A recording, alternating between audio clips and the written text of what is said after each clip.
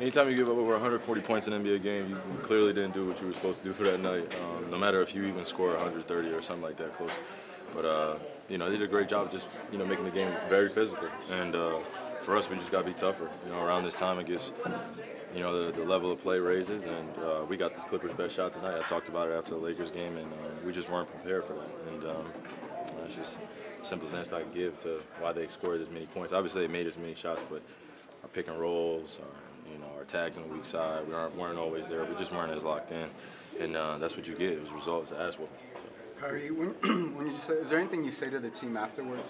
Is there anything need to be said? It is the NBA, man. So you take your lessons, and we'll watch film and see where we could get better. But I mean, most of it at this point of the season is just knowledge of the game that we go over day after day, and we just weren't doing the things. I wasn't in the right spots every single time, pulling over on the weak side for tags, and guys coming off curls and helping each other and just being there. They had I think there's probably a record at ones that we've given up in the game this season. So when you have that, and then Lou comes off the bench and gives you 30 plus, you're not giving yourself a great chance to win. That's what happened. On top of that, you just mentioned Lou Williams. He just scored. He just became NBA's all-time scoring off the bench. What's your thoughts on that? Congrats.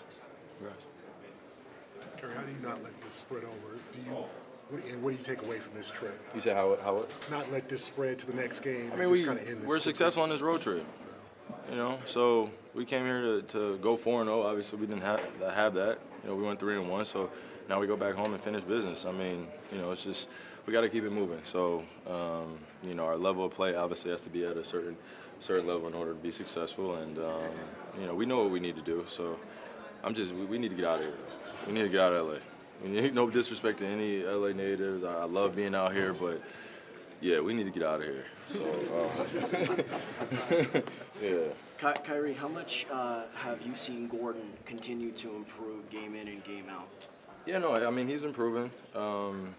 He's just, I think he's peaking at the right time for our season. So, and we need him to be like that every single night, give ourselves an even better chance to win. We give ourselves a great chance to win when all of us play well, but when G plays well, it just gives us another guy off the bench that is, the defense has to account for. Kyrie, moving on has been a problem for this team. Brad's talked about it, that you haven't been able to move on to the next moment. After the game, you're on the floor. Oh, so that's why y'all keep asking questions like that. like what are you guys going to do after this? Like, okay. All right, my fault. Go ahead. Well, right. After the game, you're on the floor. It seems like you're trying to encourage the guys. Is that part of the trying to move on to the next thing? Hell yeah, I've been through too many battles, man. Like, I don't have time to just keep holding on emotions from game to game. And, these young, guys on the team, I've just been through too much. It's one game.